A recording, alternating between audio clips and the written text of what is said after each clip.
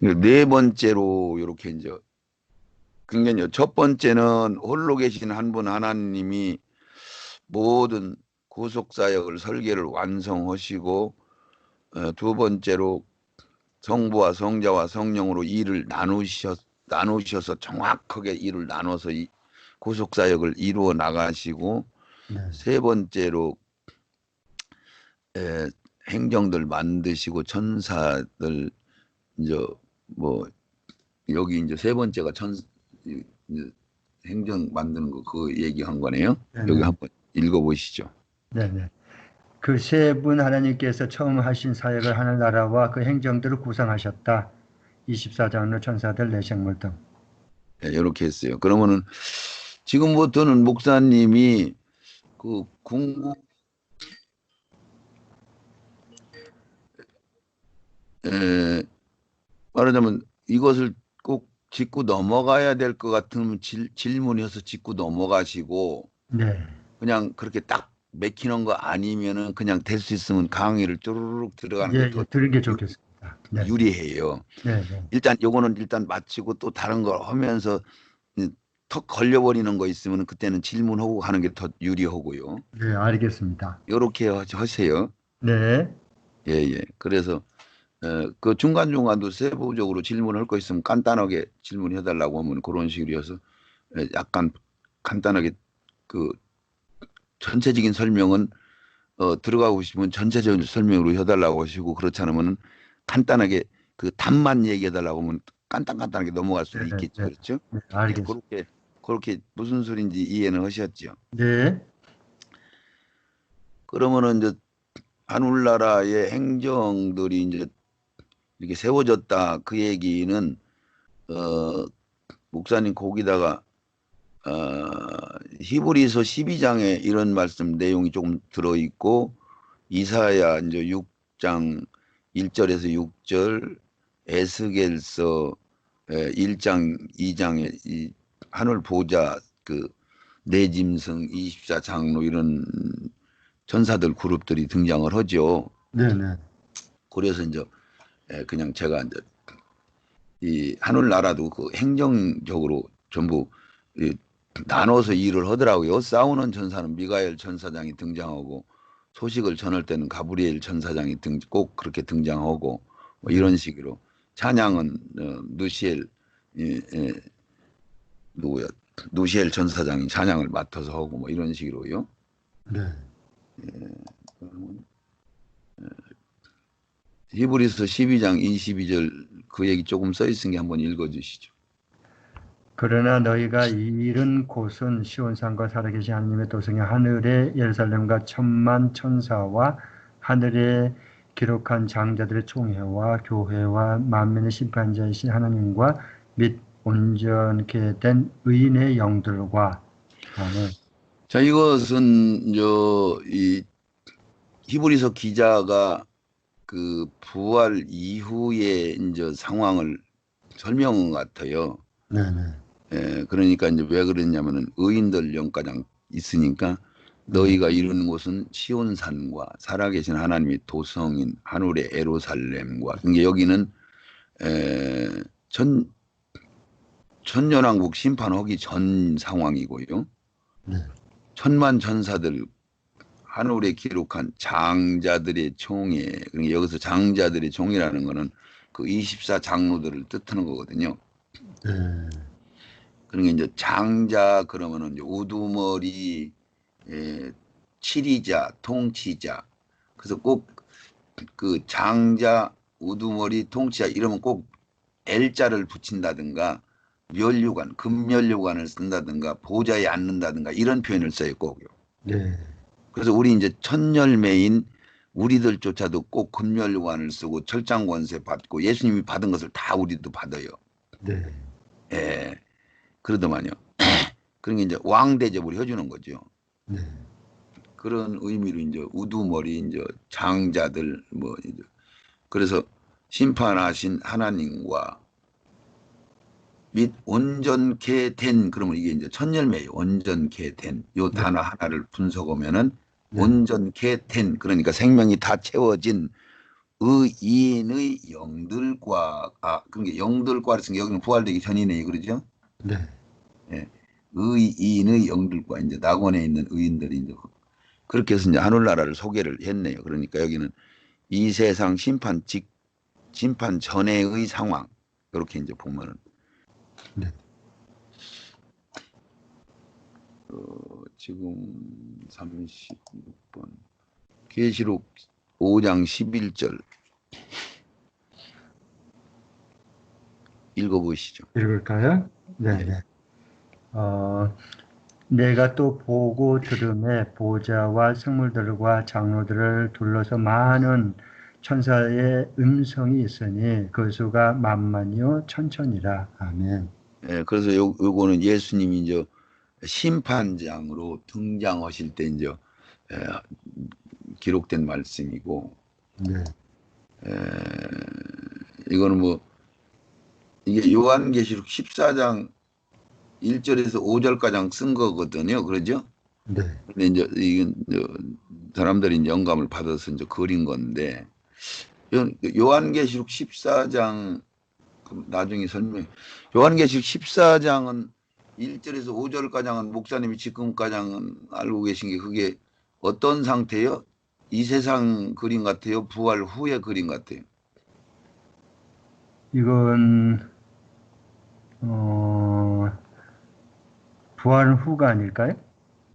그렇죠. 요한계시록 14장 1절에서 5절은 부활 후의 그림이에요. 네, 예, 그렇게 이제 거기다 그렇게 생각을 하고 계시면 성경이 쉽게 연결이 돼요. 네, 요한계시록 14장 1절에서 5절은 부활 후 일이다. 이렇게 이제. 네, 그러면 이제 그렇게 해서 하늘나라에 그런 행정들이 있다라고만 표현을 지금 한 거니까 네, 네 번째로 읽어보시죠. 네.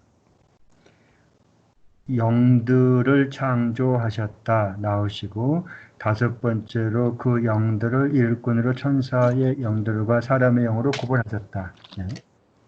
그렇죠. 그러니까 이제 영들을 창조하셨으니까 그때 창조하고는 그 후로는 이제 창조를 안 하시겠죠. 네.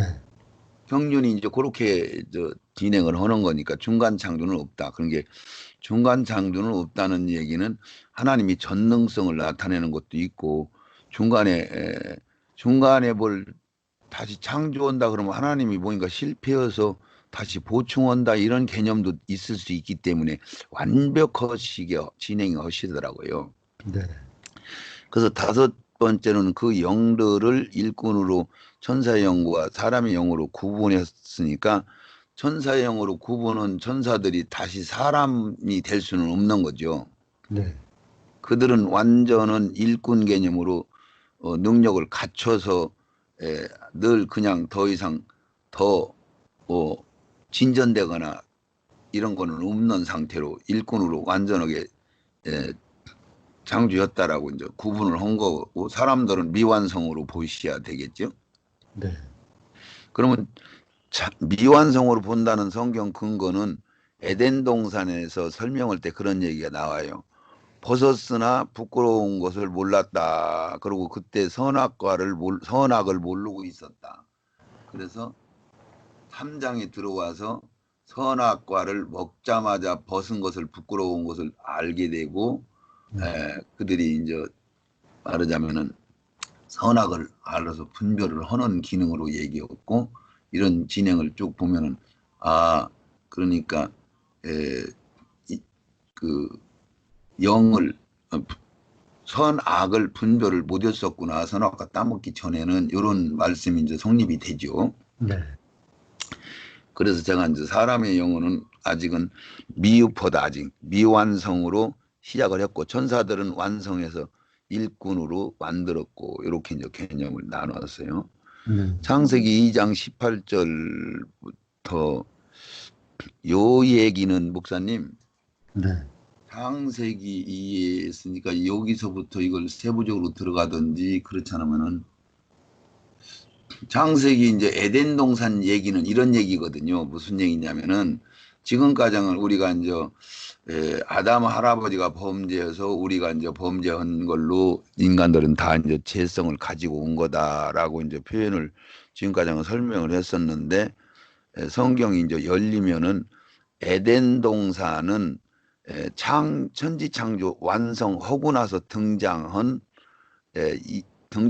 에덴 동산이 이제 그렇게 등장했거든요. 천지 창조가 필요고 나서 네. 안식 가장 하시고 나서 등장한 거니까 에덴 동산은 이 세상에 있는 것도 거기에 조금 들어가 있고 구속사역도 들어가 있고 그리고 이제 최초의 범죄한 사건을 우리한테 알려주기 위해서 그런 게 우리 인간들이 범죄한 거 선악과 따먹어서 하나님과 계약한 언약이 어그러진 거잖아요. 불순종한 거잖아요. 네. 그래서 그때 너희들이 죽는다 했으니까 우리가 인간이 죽을 수밖에 없는 상황이 전개된 거고 네. 그래서 다시 살아야 되는 구속사역 때문에 예수님이 인간의 몸으로 오셔 대속을 이루어야 되는 걸로 진행이 되는 거죠. 그렇죠. 네. 이게 전체적인 계획은 이미 전능자 일인 통치자 하나님이 홀로 계신 한 분 하나님이 이미 계획은 프로그램을 완성시켜 놓은 거니까 그러면 선악과는 필요 없고 따먹게 돼 있네. 그러니까 피조물 중에서 어떻든 악의 도구로 뭐 누가 등장하든 악의 도구로 등장할 것도 이미 하나님은 아시고 정해 놓으셨네. 이런 얘기가 되는 거죠, 목사님. 네. 네. 예, 우리가 이걸 시시하고 아니다 기다 따질 거 없이 다 열어놓은 것이니까 그렇게 이해할 때가 더 이제 성경이 환하게 이해가 와져요. 네. 네. 그러면 요거 에덴 동산 이야기를 진행을 할까요? 요거는 네. 일단 그러면 목사님 이거는 여기에 핀 거 하지 말고 성경을 찾아서 성경을 보고 한번 잠깐 해요. 그게 훨씬 네. 나아요. 예. 목사님 좀 간단하게 설명해도 충분하니까요. 네. 그러면 창세기예요. 요즘 요런 얘기도 조금 드릴게요. 요즘 상당한 목사님들이 창세기 1장 1절 태초에 하나님이 천지를 창조하시니라 이것을 해석을 여러 가지로 해석을 해요. 네. 그러면 목사님 이게 태초에 하나님이 천지를 창조하시니라 해서 이 천은 삼천중 하늘나라 이 땅은 이 우주를 상징한다 이렇게 이제 설명을 하면은 2절하고 이제 또 잘 맞아 돌아가요. 뭐냐면 2절에 땅이 혼돈하고 공허하며 흑암이 깊음 위에 있고 하나님이 신이 수면에 운행한다 이렇게 썼으니까 이 땅만 혼돈한 게 아니고 해와 달과 별이 있는 우주 세상 자체가 다 혼돈했잖아요. 처음에 창조했을 때요. 네. 예, 빛이 없었고 캄캄한 상태니까 빛은 3절, 4절, 5절에 만들으니까 완전히 캄캄한 흑암의 세계니까 창조할 때 이 세상만 혼돈한 게 아니고 해와 달과 별이 있기 전인 세상이니까 그것을 전체적으로 혼동하다 이렇게 표현하면은 그렇네 이 지구만 혼돈한 게 아니고 세상 자체가 혼돈한 거죠 공허하고 그럼 그렇게 해석이 또 가능해요. 네. 그래서 이제 지금 현재 목사님은 지금 현재 그냥 개인적으로 태초에 하나님이 천지를 창조하시니라 1절 2절 여기 천지는 어디서 이 세상 우주 공간 천지 별 해 달이 있는 천지로 보시는 건가요? 하늘나라 천하고 이 세상 두 가지를 포함해서 영적인 세계와 내세와 현세를 포함해서 모두 다요. 천지라고 생각을 하시나요? 예, 예. 모두 다요. 그렇게 이제 보신 거죠? 네. 그래야지 이 다음에 해달 보들도 나중에 만들잖아요. 예, 예, 예. 네. 네. 그래서 천지를, 그러니까 여기는 천지를 창조하시니라 그랬으면은, 이게 이제 무슨 얘기냐면은, 그렇게 되면은, 이게 이제 태초에 천지 창조 태초가 있고요. 그러면 목사님, 여기를 한번 이거 세 가지를 구분을 하고 넘어가야 돼요. 네. 이런 건 뭐, 이거는 경륜 열리는 거 큰 차이는 없는데 네. 요한복음 1장의 태초와 요한 1서 1장의 태초 세 태초를 한번 좀 보시죠. 네. 요한 1서의 태초 한번 보시고요. 네. 요한 1서 태초는 제가 그냥 읽어보시죠. 태초부터 그런 게 여기도 태초는 태초요. 있는 생명의 말씀에 관하여는 우리가 들은 바요 눈으로 본 바요 주목하여 우리가 손으로 만진 바요 그런 게 태초부터 있는 이 얘기는 예수를 설명하는 거잖아요. 네. 그러니까 여기 태초는 무슨 태초예요? 문장으로 이제 해석을 하셔야 되겠지. 네. 문장에 들어가 보면 구분이 딱딱 떨어져 나와요. 네.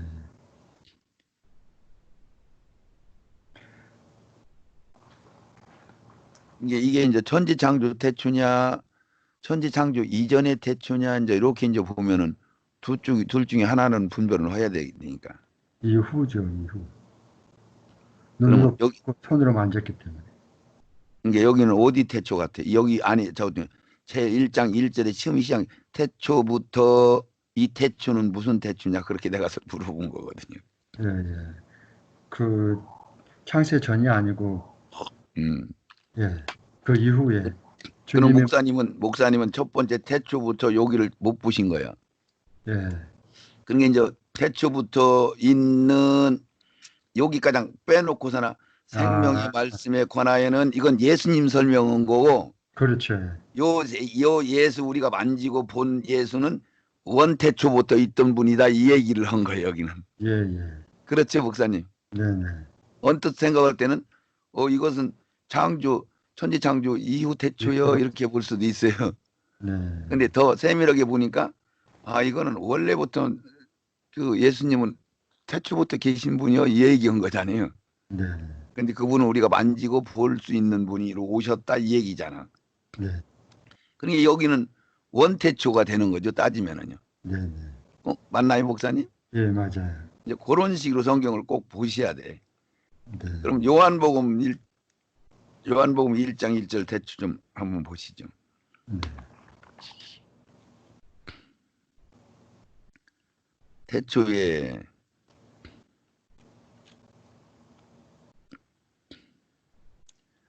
1절 읽어보세요. 1절. 음, 4절가량 읽으면 더 좋고요. 네. 태초에 말씀이 계시니라 이 말씀이 하늘과 함께 계셨으니 이 말씀은 곧 하나님이시라. 그가 태초에 하늘과 함께 계셨고 마무리 구로 말미암아 지은 바 되었으니 지은 것이 하나도 그가 없이는 된 것이 없느니라.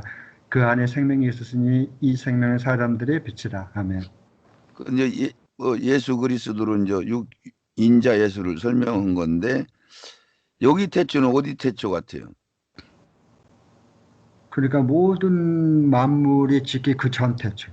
그렇죠. 네. 천지창조 이전 태초죠. 이전 태초죠. 예. 그렇죠. 예. 네. 그래서 이런 것들이 이제 가만히 문자를 그냥 그 기록된 대로 쭉 이렇게 그냥 편안하게 어린아이 같이 보면 그대로 보여요.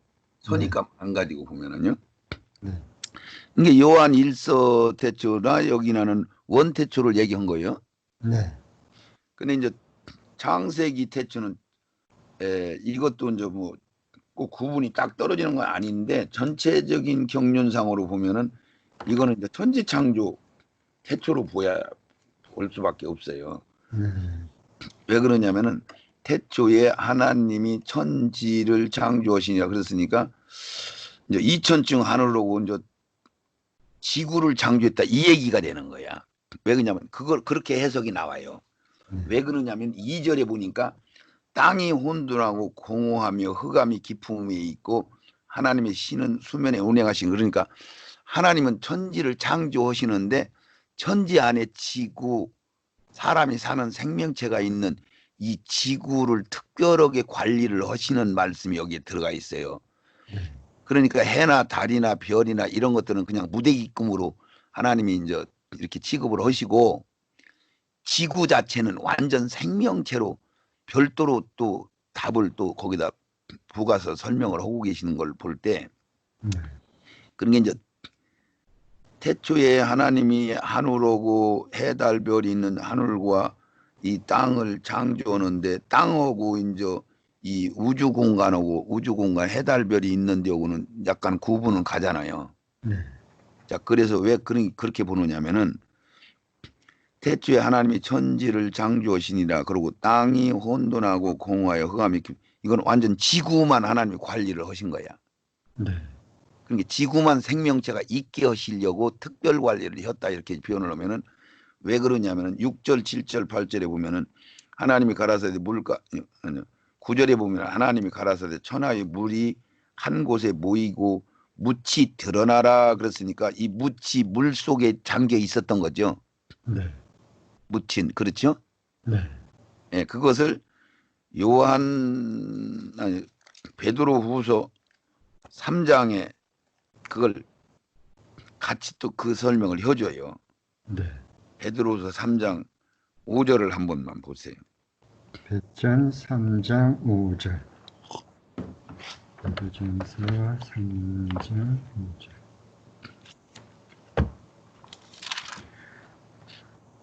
3장 5절.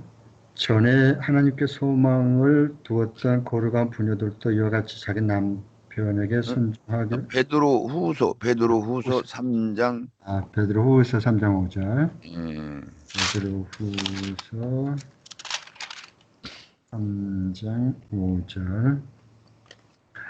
이는 하늘이 애초부터 있는 것과 땅이 물에서 나와 물로 성립된 것도 하나님의 말씀으로 된 것을 그들이 일부러 잊으려 함이로다. 이로 말미암아 아만 그래서 이거는 뭐냐면은 이는 하늘이 예적부터 있었고 네. 있는 것과 그러면 이제 하늘 얘기 먼저 하고 그 다음에 두 번째로 땅이 물에서 나와 물로 성립한 것도 그 얘기는 땅이 이제 물 속에서 하나님의 신이 운행하시는 그 얘기를 여기서 다시 한 거거든요. 네. 그러니까 이런 얘기요. 그래서 요거를 보면은 이 세상에서 생명체가 존재하는 것은 요 지구에만 있다라는 결론을 내릴 수가 있어요. 네. 그러니까 우리 여자 안에 자궁이 한 군데만 있는 거와 같은 얘기고 네. 우리 인간이 자궁 안에서 물 속에 물주머니 속에서 형성이 돼가지고 이게 물주머니에서 하나님이 어쨌든 명예에서 진리대로 난자와 정자가 만나서 육체가 형성되고 나서 물막을 터뜨리고 나오잖아요. 네. 그러니까 이 지구도 똑같이 우리 소우주 대우주 하는 것 마냥 지구도 완전히 인간의 그 속성과 똑 동일하다고 그래요. 네. 피가 그 물이 흐르고 이 살아 있고 거기서 생명체가 막 생산이 되는 거나 우리 인간들 쪽에서 생명체가 생산되는 이야기를 하는 거나 그래서 지구도 물 속에서 형성이 다 된 다음에 말하자면 물 바깥으로 이렇게 내놓는 걸로 창세기 1장 1절 2절 3절 4절에 쭉 그렇게 보면은 그게 매치가 더 돼요. 네. 예. 일단은 그거는 목사님 참고로 보시면 되고요. 네. 예, 그 정도로만 이렇게 그렇게 해서 보시면 되고. 그래서 그렇게 보면은 이렇게 되죠. 인공위성이라든가 외계인이라든가 UFO 같은 거 뭐 이런 것들은 인공위성을 전다가 빼고 이런 것들은 프리메이슨 일루미나티 세계 하나로 끌고 가는 적그리스도의 세력들 요 세력들이 이제 인류를 유인하기 위해서 그 트릭을 쓴 걸로 보여야 되겠죠. 네. 예.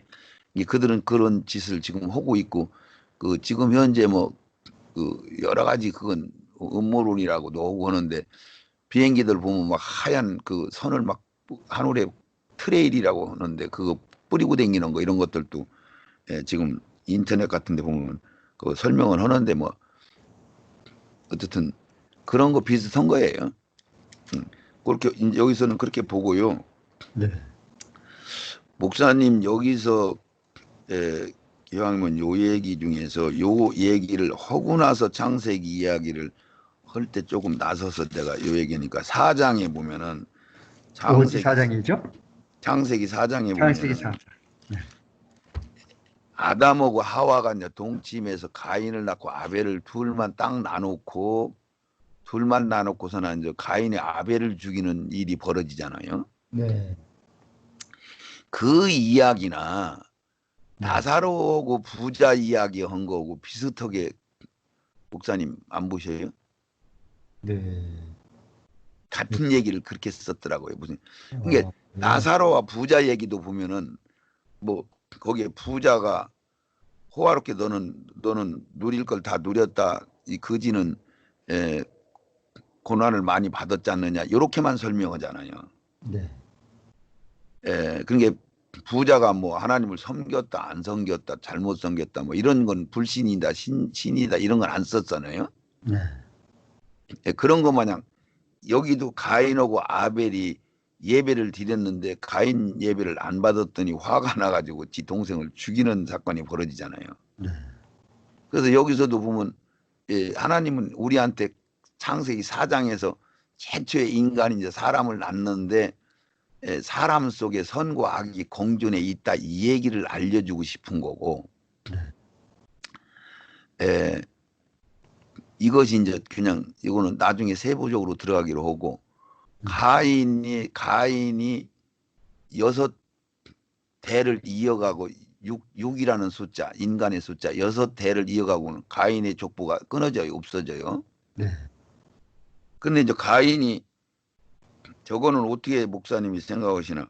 가인이 그 15절, 16절에 보면은 자기를 내쫓으면은 자기를 죽인다. 네, 그러니까 뭐 하나님이 아니다. 널 죽이는 자는 7배나 벌을 더할 것이다. 그리고 표를 줘가지고 죽임을 면케 하셨다. 이렇게 표현이 나와요. 네, 그러면 아담하고 하와가 가인하고 아벨만 나놓고 다른 사람 낳았다는 얘기는 없고 가인이 쫓겨났는데 그때 이제 가인이 범죄하기 전에 예배드리기 할 때 세월이 지난 후 그런 게 가인하고 아벨이 장성한 거죠 일단은 네, 그렇게 보여야 되겠죠. 네, 그래서 이제 가인이 쫓겨났을 때 사람들이 있다는 얘기가 된 거잖아요. 네, 14절 15절 그러죠. 네, 그러고 나서 바로 이제 가인이 16절에도 가인이 여호와 앞을 떠나 에덴 동산 동편에 노 땅에 거하였더라. 그러고 나서 아내와 동침해서 에녹을 낳고 성을 쌓는 일이 진행되잖아요.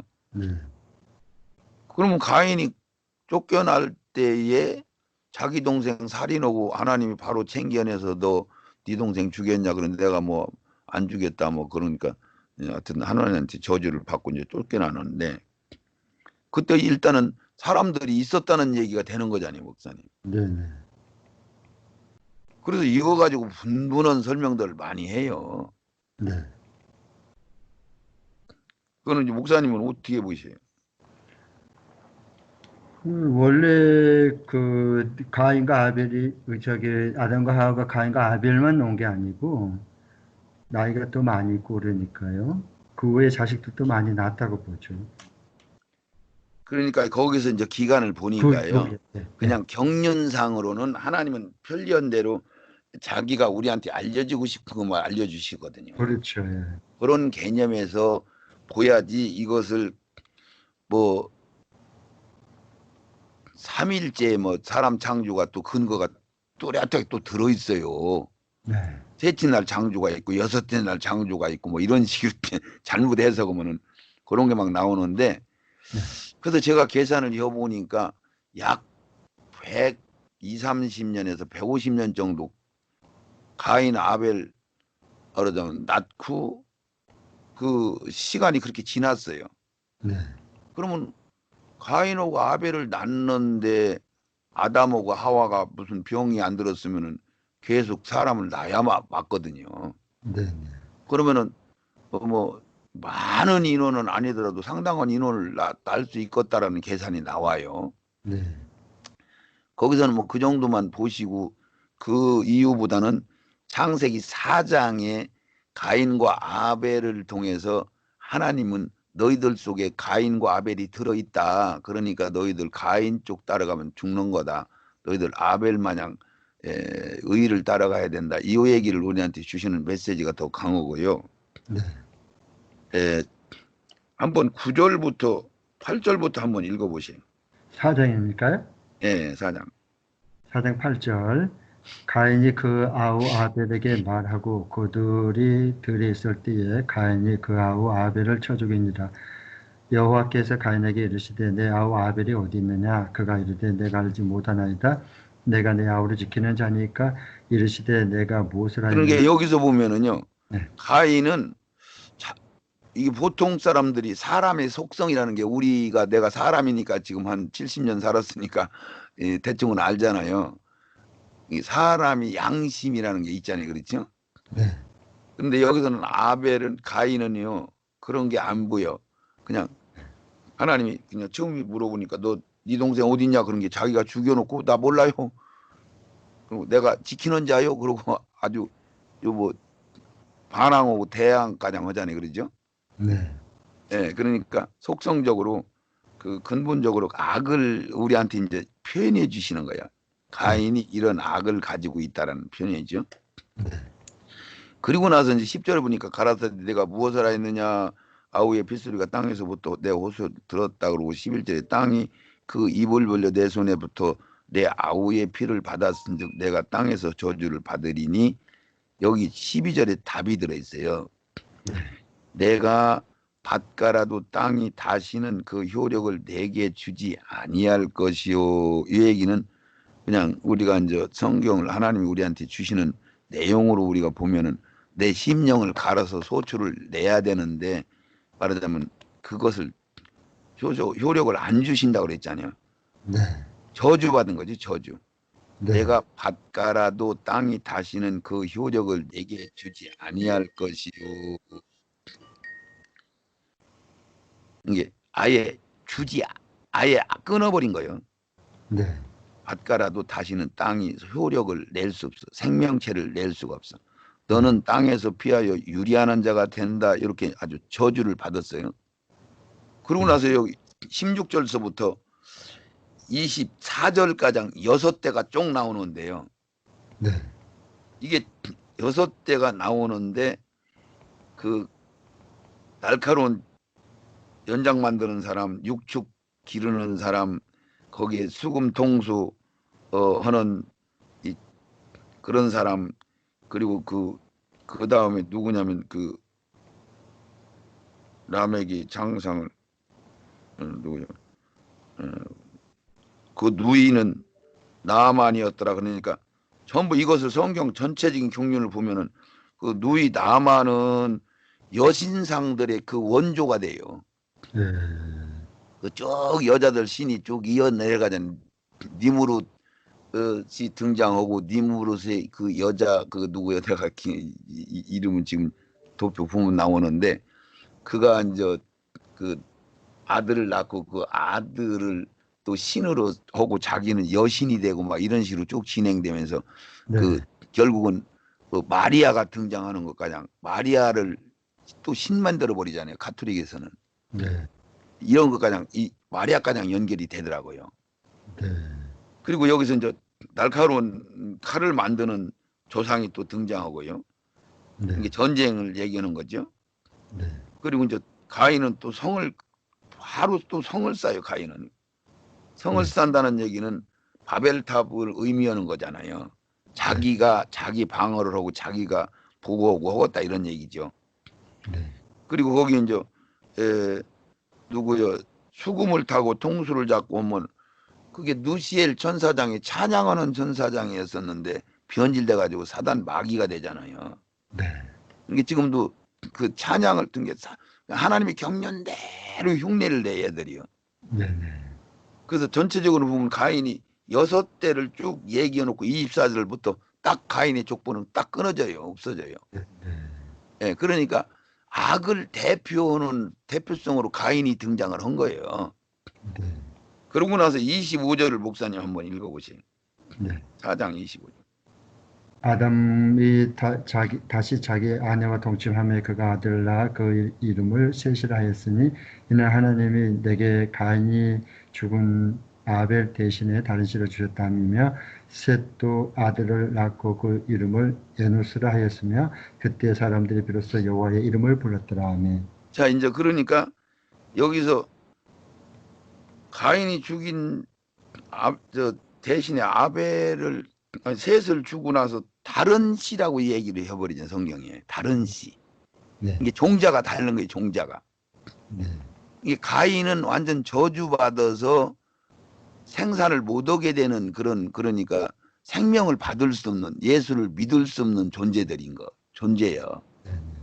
요렇게 이제 여기다 기록을 한 거잖아요. 네. 그래서 왜냐하면 요거를 약간은 풀고 넘어가야 목사님이 좀 이해가 좀 될 것 같아서 이 얘기를 간단하게 설명만 지금 드리는 거니까 참고로. 네. 그러니까 여기서 이제 일단 다른 씨, 그러니까 가인의 씨하고 이 셋의 씨하고는 근본적으로 다르잖아요. 네. 그러면 씨가 다르면 뭐가 되는 거예요? 완전히 다른 씨라는 얘기는 사람은 같기는 같은데 씨가 완전히 다른 거죠. 네. 종자가. 네. 이거를요 유다서에 장난하게 써놨어요. 네. 유다서에. 한번 유다서 가장만 잠깐 보세요. 네.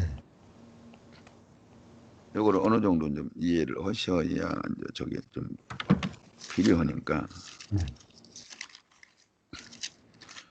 유다서 3절 4절을 한번 읽어 주시죠.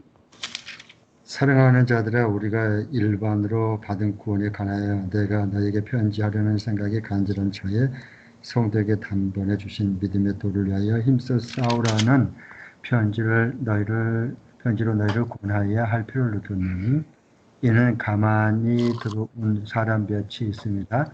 그들은 예적부터 이 판결을 받기로 미리 기록된 자니 경건하지 아니하여 우리 하나님의 은혜를 도리어 방탕한 것으로 바꾸고 홀로 하나이신 주제 곧 우리 주 예수 그리스도를 부인한 자니라. 아멘. 아멘. 그러니까 지금 제가 목사님 이런 거 원문 이런 거 다 찾아보고 이제 말씀을 드리는 거예요. 그냥 그런 거 그런 거 단어 같은 거 시간만 자꾸 지나가니까 않고. 네. 그래서 오역이 된 건 오역이 된 거, 뭐인가 잘못 번역이 된 거 이런 것들도 이제 다 확인을 해보고 드리는 거니까. 네. 그래서 여기서 사랑하는 자들아 내가 우리의 일반으로 그런 게 이신칭이 거듭나는 구원을 받고 그런 게 이신칭의로 일반으로 얻은 구원을 들어 너에게 편지하려는 뜻이 간절하던 차에 성도들에게 단번에 주신, 그러니까 구속, 우리가 예수 믿어지는 오순절 성령, 거듭나는 이신칭의 성령은 똑같은 방법으로 동일하게 단번에 이루어지잖아요. 네. 점진적으로 이루어지는 거 아니지, 그러지 목사님? 네. 맞죠? 그 얘기죠. 3절에. 네. 그러니까 그렇게 해서 성도들이 이제 생겨났는데 이것들을 내가 써야 될, 얘기해줘야 될 필요성이 있어서 한다면서 4절을 얘기하는 것을 이는 가만히 들어온 사람 몇이, 그러니까 작은 숫자죠. 많은 숫자는 아니고 몇이 있는데 이들은 옛적부터 판결받기를 미리 기록된 자들이, 창세기 4장에 기록된, 이게 말하자면 가인의 씨들이에요. 가인의 씨들. 네. 그러니까 이들은 아예 가라지. 네. 그러니까 벼 같은데 또 전문가나 보지 일반인들은 벼나 가라지나 똑같은데 벼 모가지가 나오면 그때 이제 알아보는 거죠. 네. 그 성경에서 너희들 열매를 보면 알지니라 그러잖아요. 열매를 보야 결론이 나온다고요. 네. 그 얘기가 그런 뜻에서 쓴 거거든요. 네. 그러니까 가라지는 벼와 똑같은데 똑같이 교회 안에 뿌려져 있는데 뽑을까요? 그러니까 뽑지 말라고 한 얘기도 거기 나중에 불 살아버린다 이렇게 이제 표현을 했고 네. 그런 내용이거든요. 여기가 이게요. 네. 네. 그러니까 거기 옛적부터 판결받기로 미리 기록된 자란 말이에요. 저주받은 자들이요. 아예 니들은 예수 자체를 못 믿어. 가인의 씨만, 아벨의 이제 셋의 씨만 결국은 이제 사람 노릇한다 이런 얘기가 되는 거죠. 네. 이것을 유다서가 전부 그거 비슷한 얘기 써놨는데 그냥 조금 줄여서 10절부터 한번 읽어보시면은 그들을 이렇게 표현을 해요. 10절부터. 네. 읽을까요? 예. 10절 이 사람들은 무엇이든지 그 알지 못하는 것을 비방하는도다. 또 그들은 이성 없는 짐승같이 본능으로 하는 그것으로 멸망하느니라. 아멘. 계속 저 16절가량 읽으셔야 돼요. 네, 11절 화 있을진저 이 사람들이여 가인의 길에 행하였으며 싹스를 위하여 발람의 오래진 길로 몰려갔으며 고라의 피획을 따라 멸망을 받았도다. 그들은 기탄없이 너희와 함께 먹으니 너희의 애찬의 암초요 자기 몸만 기르는 목자요 바람에 불려가는 물 없는 구름이요 죽고 또 죽어 뿌리까지 뽑힌 열매 없는 가을 나무요 자기 수치의 거품을 품는 바다의 거친 물결이요 영원히 예비된 캄캄한 흑암으로 들어갈 유리하는 별들이라. 아담의 7대 손 에녹이 이 사람들에 대하여 예언하여 이르되 보라 주께서 그 수만의 거룩한 자와 함께 임하셨나니 이는 무사람을 심판하사 모든 경건하지 않는 자가 경건하지 않게 행한 모든 경건하지 않는 일과 또 경건하지 않는 죄인들이 주를 거스려 이 모든 완악한 말로 말미암아 그들을 정죄하려 하심이라 하였느니라. 이 사람들은 원망하는 자여 불만을 토로하는 자며 그 정욕대로 행하는 자라 그 입으로 자랑하는 말을 하며 이익을 위하여 아첨하느니라. 아멘. 자, 그러니까 이거 고라의 자손이라든가 그 뭐 여기서 발람도 등장하면서 고라 등장시키면서 그들은 광야에서 홍해바다 건너고 기적을 나타날 때는 믿어지는 것 같은데 조금만 틈만 나면 불평하는 존재들을 이야기하는 거잖아요. 네, 그런 것 같이 이들은 아예 그 생명 자체를 안 준 뿌리가 없는 마른 나무로 표현을 하죠. 네, 죽어도 뿌리가장 뽑혀 열매 없는 겨울나무요.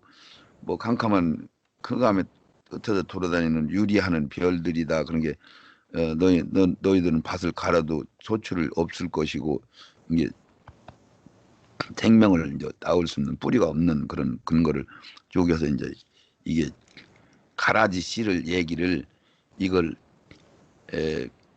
마태복음 13장에 그걸 정확하게 이렇게 지적을 해요.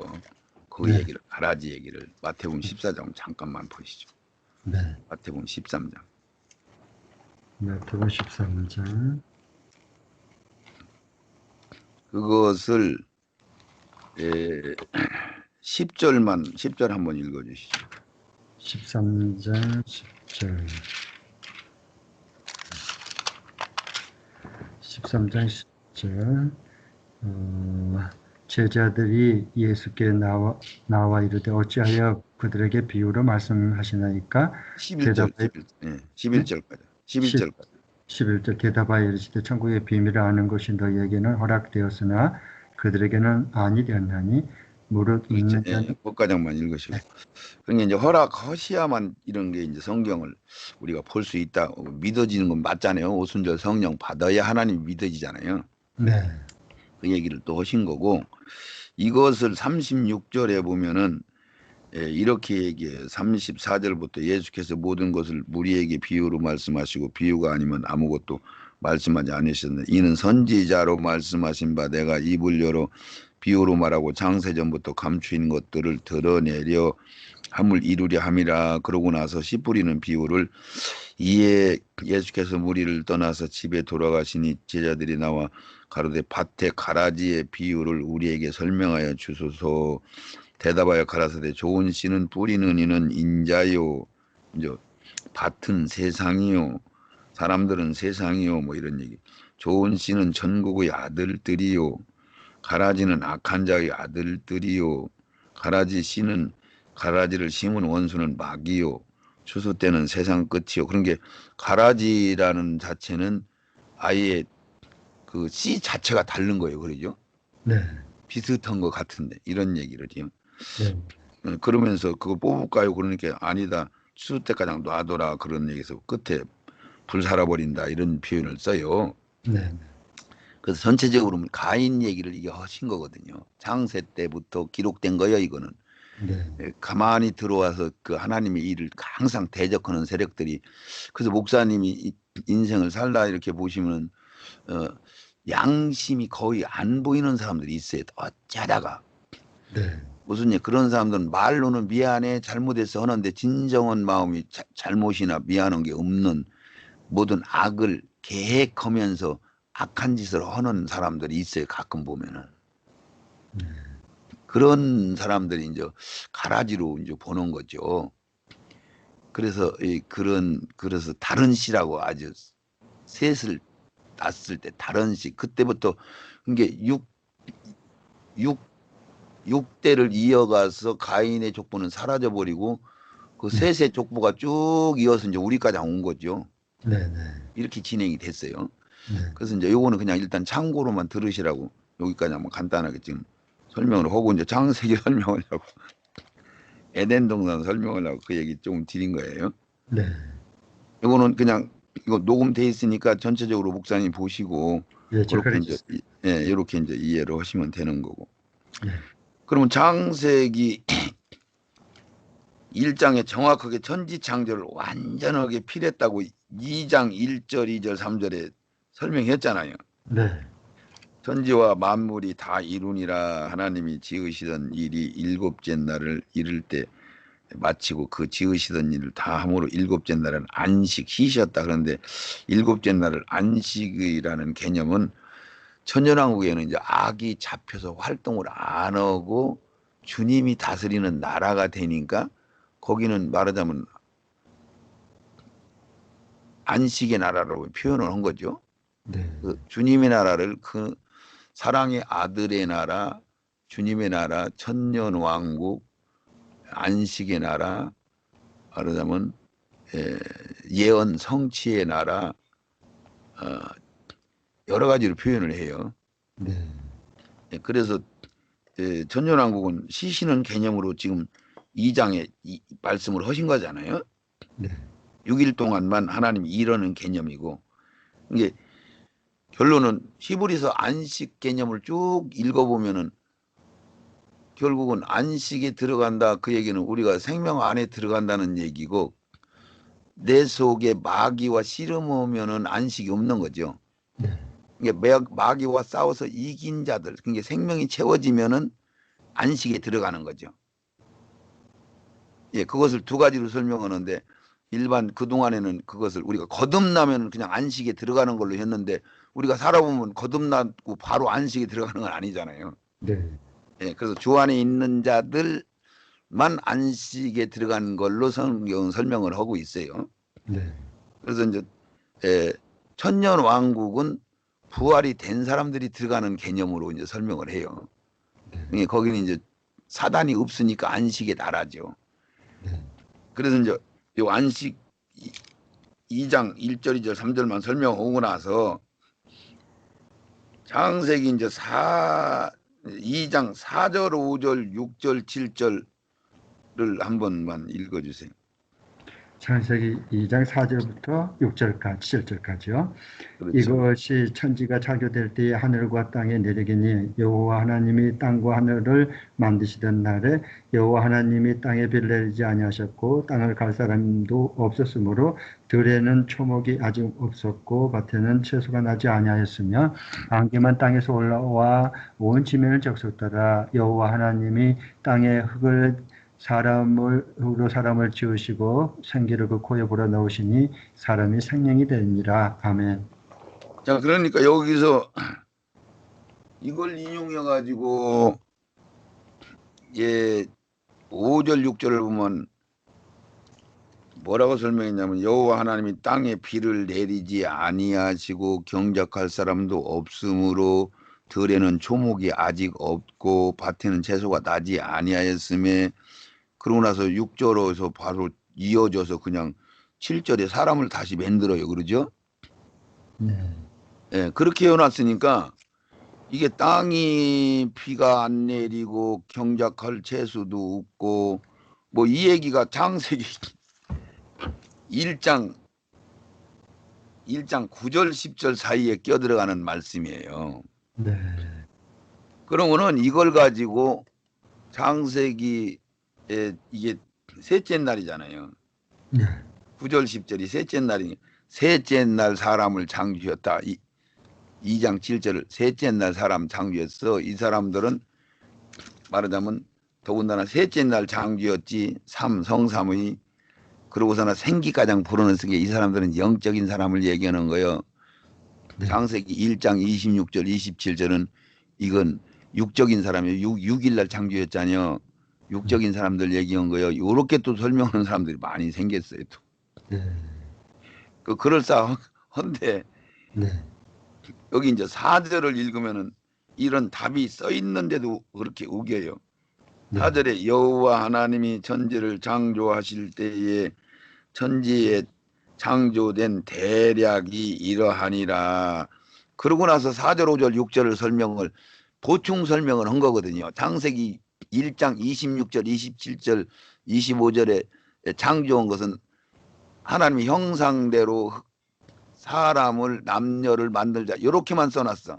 네. 여기서는 그걸 보충해서 이야기하는 사람을 흙으로 만들었구나.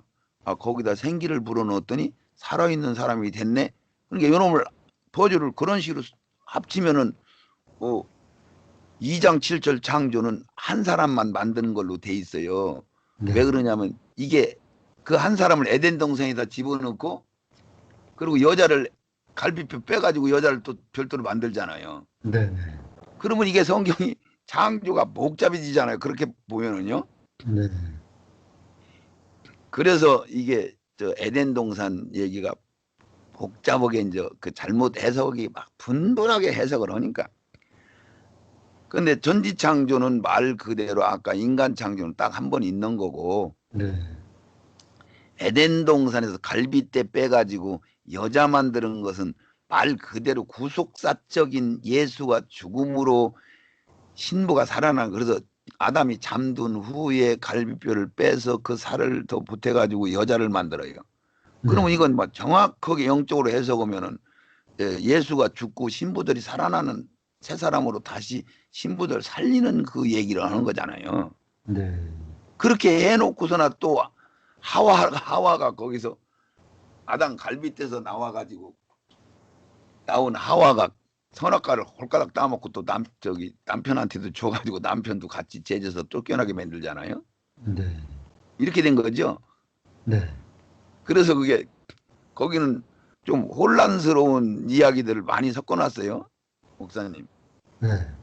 예, 그래서 이게 이제 무슨 뜻이냐면은 성경 전체적으로 보면은 히브리서에 특별히 이제 우리 영들이 어디서 왔느냐 이 얘기를 본향 얘기를 많이 써놨어요. 네. 그러면은 목사님도 지난번에 그런 얘기를 한 번은 했었죠. 우리가 이제 영의 창조설이 있고 유전설이 있고 선제설이 있고 그런데 어디 보냐고 목사님 그 얘기 한 번 한 것 같기도 하고. 네. 네. 맞습니다. 그러니까 목사님 선제설이라고 말씀하셨었잖아요. 네. 영은 천지 창조 이전에 영들을 만들어 놓으셨었다. 그래서 우리가 범죄함으로 쫓겨났고 아담은 우리가 이 땅에 오는 최초의 몸뚱어리로 사람이 된 그래서 그것을 목사님이 지금 대충은 들으시려면 요것을 한번 다시 제가 간단하게 설명하면은 우리가 몸은 흙으로 형성돼서 흙이 원조가 돼서 흙으로 구성이 됐는데 그것을 하나님은 전능성으로 남자와 여자의 정자와 난자가 만남으로 자궁 안에서 착상이 되면 그게 이제 육신이 형성되는데 그 육신이 재료가 의학적으로 따져보니까 흙이 맞다는 얘기가 되는 거죠. 네. 그러니까 최초의 인간은 하나님이 직접 만드신 거고 그것을 이제 남자와 여자가 이제 탄생시켰으니까 창세기 1장 26절 27절에 남자와 여자를 만들었다고 정확하게 말씀했으니까 천지창조 이때부터 남자 여자 만들어서 그들이 결합하면은 이제 난자와 정자를 통해서 인간들이 이제 오는데 난자와 정자가 만나면은 영이 그때 같이 온다고 그랬죠. 네. 그래서 이제 영과 흙이 만나면은 그게 이제 사람이 되는 거예요. 그래서 그때부터 혼이 형성이 돼가지고 자기라는 천하에 하나밖에 없는 한 인간이 탄생되는 것이 자궁에서 그러니까 우리나라에서는 나이를 한 살을 먼저 치잖아요. 네. 태어나면 한 살이 되고 태어나서 한 돌이 다시 돌아오면은 그때부터 두 살로 치는 거죠. 네. 근데 서구 사람들은 돌이 돌아오면 한 살로 치는 거죠. 네. 그렇죠. 그러니까 정년적으로 보니까 우리 동양 우리나라 사람들 대단하더라. 나는 그렇게 봤어요. 그러니까 경륜적으로 보면은 우리가 난자와 정자가 흙덩어리와 이 영이 만나면은 그때부터 인간이 된 거니까 자궁 안에서 10달 동안 살았으니까 1년 치야되는 거죠. 이게 네. 우리나라 나이가 맞는 얘기죠. 네. 그렇게 되죠. 네. 그래서 목사님은 그거는 조금 이해는 하시는 거예요. 지금 제가 육과 영은 원래 하늘에서부터 있었는데 범죄함으로 이 땅에 기회를 한번 더 주기 위해서 우리가 육신을 입고 이 땅에 한번 사람으로 오게 됐고, 사람으로 오게 됐다는 얘기는 거기서 선악과를 먹게 되므로 선악을 분별하는 사람으로 오게 된 거고, 거기 육감과 영감과 거기 혼의 생각이 세 가지가 부합돼서 하나님과 같이 생명을 채울 수 있는 경륜을 하나님이 두신 거고, 네. 그 기능으로 사단과 같이 하나님을 대적하고 자기가 부인하고 세상을 따라갈 수 있는 것도 자율권을 주신 거고, 전체 그 성경이 전부 법대로 진행하신다는 것을 그 이해하시면 그게 결론으로 쭉 연결이 되더라고요, 목사님. 네. 네. 예. 그렇게 부를 때만이 이 에덴 동산에 그래서 제가 이렇게 봤어요. 창세기 2장으로 들어가서 네. 지금 2장에 들어가면 7절에 사람 만들어 놓고 8절, 9절, 10절, 11절가량 여기서 그 4대 강을 쭉 설명하고, 네. 강 얘기는 성경에 전체적으로 목사님 강 얘기는 무슨 뜻으로 설명을 많이 해요? 성경에서 생수의 강. 거의 뭐 생명 강. 강이 지나가는 곳마다 생명들이 형성된다 개념으로 쓰고 있죠. 네. 네. 그렇죠. 뭐 성령이 강같이 흘러 뭐 이런 수준으로 에스겔 성전 문지방에서 흘러나오는 물이 발목으로 무릎으로 허리로 해서 강물을 이루는데 그 주변에 많은 생물들이 살아나고 뭐 거기서 치료하는 약이 나오고 뭐 이런 얘기를 쭉 하는 것도 거의 강이라는 표현을 썼을 때는 살리는 그런 생수 물을 뜻하는 걸로 성경은 그걸 강을 사용을 하시고, 그러니까 강은 그런 뜻으로 만들었고, 바다라는 의미는 우리가 낭만도 있고 바다에 많은 뭐 고기들도 있고 여러 가지 있는데, 네. 바다는 물 자체가 우리가 생명으로 못 먹는 소금물이잖아요. 네. 네. 그리고 이제 바다는 이 세상에 있는 이 장마지면 막 비가 오면은 막 이 세상에서 막 썩은 거 안 썩은 거 막 몽땅 다 내려가서 이 산도 헐어진 거 막 파괴된 것들이 몽땅 바다로 다 들어가더만요. 논리가. 네. 그래서 그 바다는 성경으로 해석을 하면 반드시 사단이 거하는 거처가 되더라고요. 네. 그래서 바다를 세상으로 표현하지 바다를 생명체로 표현을 안 해요. 네. 그거는 목사님 이해하시죠? 예. 예. 예, 그렇게 계시록에 보면 표현해서 그렇게 하잖아요. 전부 이제 그렇게 표현을 해요. 네. 그래서 이제 바다는 없어져 버려요. 왜냐하면 주님이 그런 게 이렇게 돼. 논리라는 것은 우리 인간들한테 그런 대단한 논리를 줬어요. 그럼 네. 주님이 와서 왕노릇하는데 마귀가 옆에 껴있으면 말이 안 되죠. 네. 그래서 마귀를 잡아서 완전히 활동을 못하게 감금하는 것이 되는 거고, 마귀가 거쳐오는 바다가 같이 있으면 또 안 되는 거고, 바다가 있으면 풍랑이 있는 거니까 주님이 다스리는 나라도 풍랑이 있다는 얘기가 되는 거고, 이렇게 논리가 당연하더라고 진리는. 네. 그래서 천연왕국에는 바다가 없는 게 정확하게 맞는 얘기고, 그래서 이 진리가 그냥 대충대충 써놓은 게 아니라는 거죠. 네. 예. 목사님 지금 바다가 없어진 이야기도 좀 그렇게 하면 이해는 좀 가시죠. 네. 네. 천연왕국에 바다가 없어진다는 얘기가, 그래서 바다가 없더라 이런 표현에서, 네. 그러니까 목사님 그걸 잘 보니까요, 저는 바다가 없다 그 표현에서요, 육지가 바다가 훨씬 더 넓어요. 네. 그러니까 바다가 없는 이 세상은 산악지대가 많았었는데, 예수님 오시면서 심판할 때는 막 산도 막 허물어지고 막 그러는데, 이 땅이 어마어마한 인구들이 살 수 있다는 얘기가 성립이 되더라고요. 네. 바다가 없어지지 산악이 다 막 이렇게 저 평지로 이르기도 하지. 막 그러니까 강은 있는데 뭐 이런 식으로. 그래서 장세기를 그 가다 네 강을 쭉 첫 번째 얘기하고 나서 그것은 우리가 이제 이렇게 세상을 강물을 통해서 생명들을 살린다 이런 표현을 쓰신 걸로 저는 이제 받았어요 이거를요. 네. 그래서 그렇게 하고 나서 약속한 것이 뭐냐면 8절에 너의 생명과가 선악과를 거다 놓으시고 말 자체도 선악을 알게는 나무라고 정확하게 얘기를 했고 네. 그래서 16절 17절도 각종 질과 나무는 먹되 선악을 알게는 나무는 먹지 말라 먹는 날에는 정령 죽으리라 그랬으니까 이 말씀은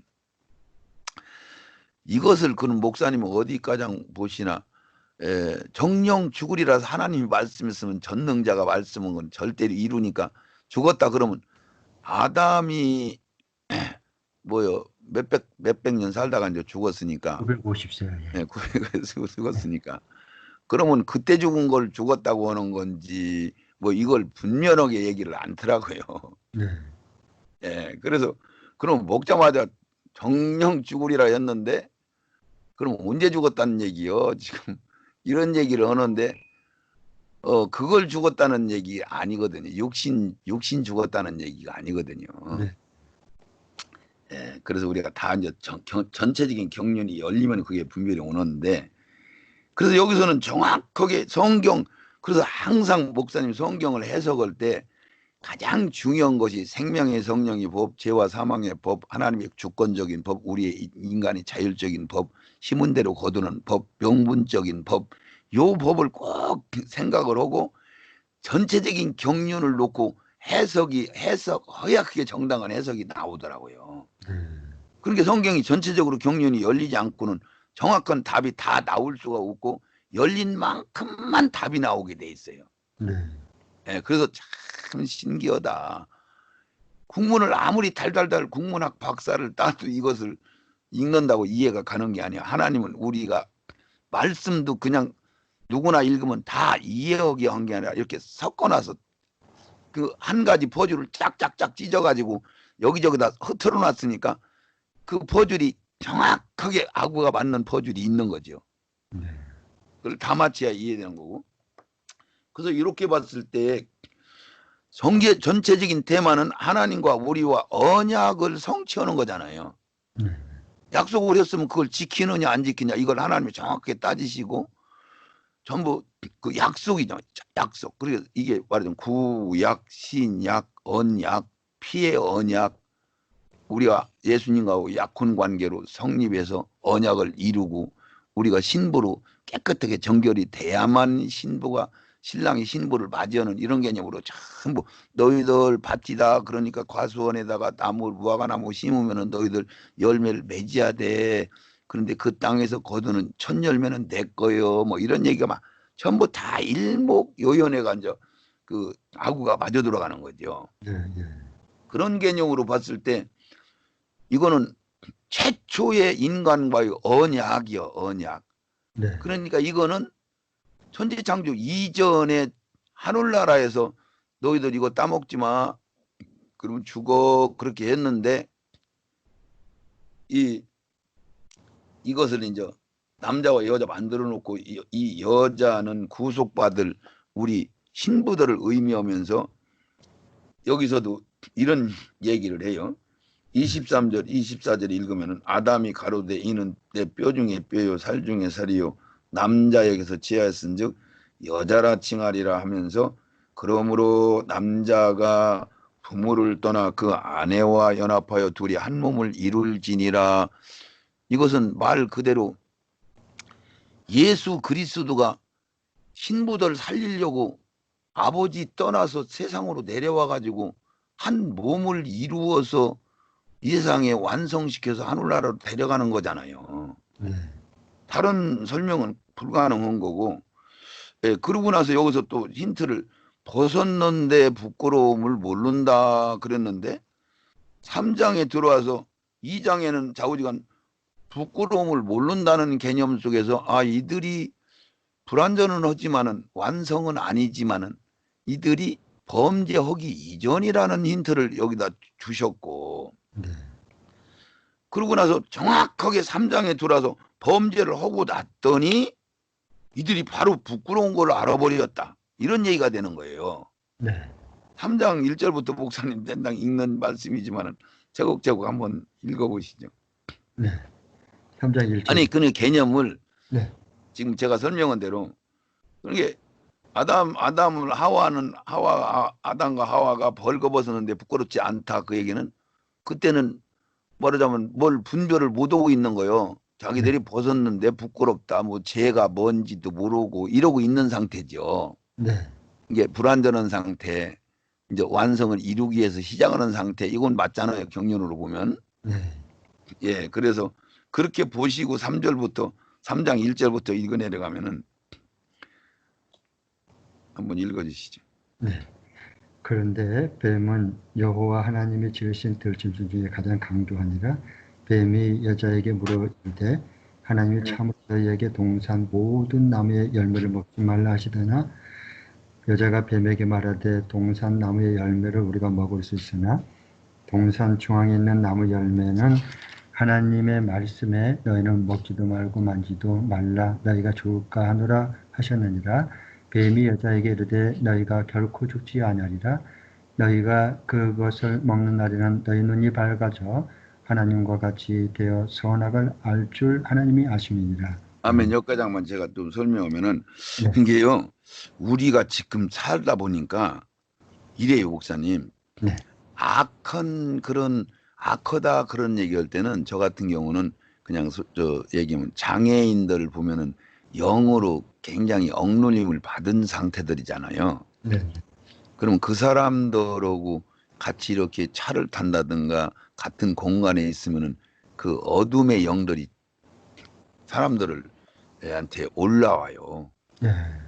예, 저는 그것을 막 예민하게 느끼는 사람인데, 네. 예를 들면 영적인 사람하고 지금 이제 목사님이 예를 들면 저하고 지금 1시간 정도를 이렇게 이제 대화를 하면은 목사님 몸이 막 후끈후끈후끈 막 혀져야 되거든요. 네.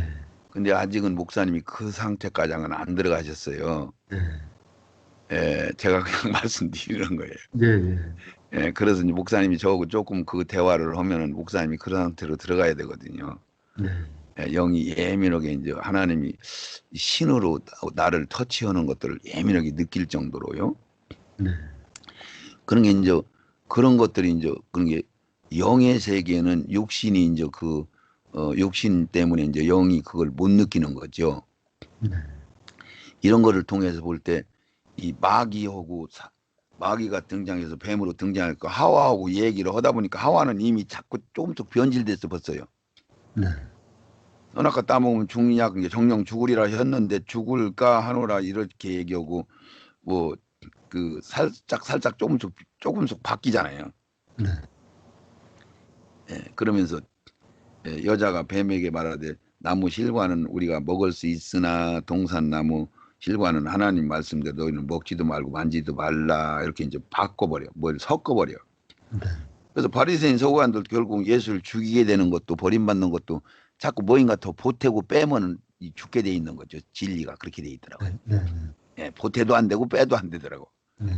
예, 그래서 이 여자에게 이르되 결코 안 죽어. 그러니까 너희가 이것을 먹는 날에는 너희 눈이 밝아서 선악을 아는 줄 하나님이 아시고 그 못 따먹게 한 거예요. 그러니까 벌써 사단하고 몇 번 얘기하다 보니까 이게 범죄하게 보여버리고 더 미혹이 더 되는 거죠.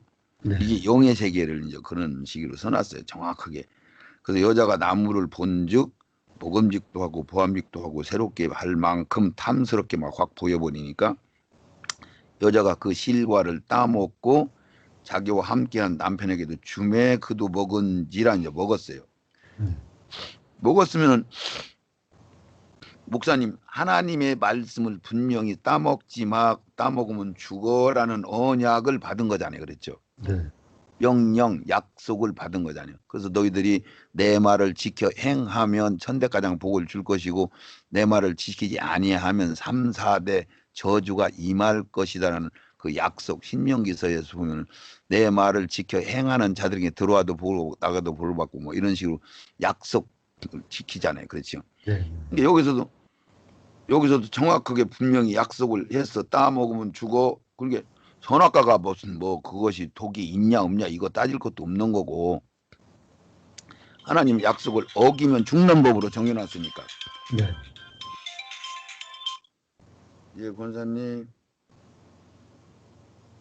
예. 지금 잠깐 저번에 제가 여쭤보고 싶은 거요. 지금 제가 여기 강의 중요한 강의하고 있으니까 네, 알겠습니다. 끝나고 전화할까 내가? 네네. 네, 그래요. 자. 자, 그래서 여기서 이제 그걸 따먹고 여자가 나무를 본적 그래서 탐스럽게도 그 따먹고 이제 남자한테 주고 그랬더니 바로 7절에 이에 그들이 눈이 밝아서 자기의 벗은 몸인 줄 알고 무화과 나무 잎을 엮어서 치마를 해입었다. 그러니까 이 전 상태는 선악을 분별을 못했잖아요. 네. 그리고 이제 순수했잖아요. 네. 그 분별이 그거는 거기서 그 얘기는 우리한테 해주는 거 맞죠? 네. 그리고 나서 이들이 바로 무화과 나무 엮고 하나님이 부르니까 숨고 그래요. 네. 하나님 금방 두려워진 거예요. 범죄를 한 것이 증명이 되잖아요. 네. 약속 어겼어. 여기서는 중요한 것이 선악을 알으면 지금 죽는다는 얘기는 말 그대로 성경 전체적으로 볼 때는 너희들이 하나님하고 약속을 어기면은 죽어 그런 게 죽는다는 개념을 성경 전체적으로 보니까 영은 죽고 사는 개념이 아니야. 절대적으로 불 속에 들어가도 어디에 들어가도 영은 절대 없어지지 않는 걸로 하나님이 만들어 놓으셨더라고요. 네.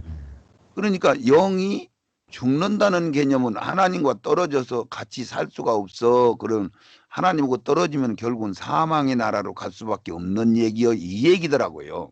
네. 그러니까 사망의 나라는 죽음의 나라요. 어둠의 나라요. 검은 나라요. 시커먼 나라요. 그런 게 피가 죽으면 거무충 죽은 나라요. 이런 얘기죠. 피는 네. 생명을 뜻하는 거니까 세상으로 얘기하면. 그래서 피가 죽으면 거무스름해지잖아요. 네.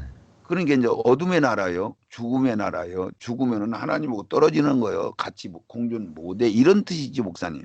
네. 전체적으로.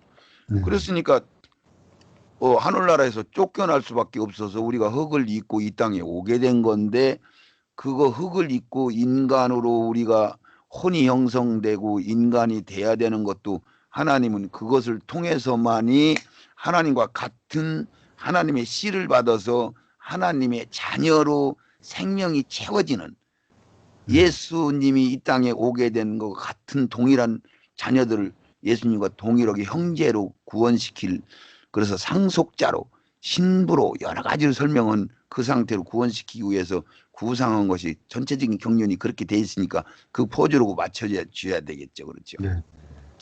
그렇게 이제 개념을 봤을 때 아, 범죄를 했네. 범죄를 하는 것은 미혹을 받고 그 선악과를 따먹기 전에는 범죄를 안 한 상태네.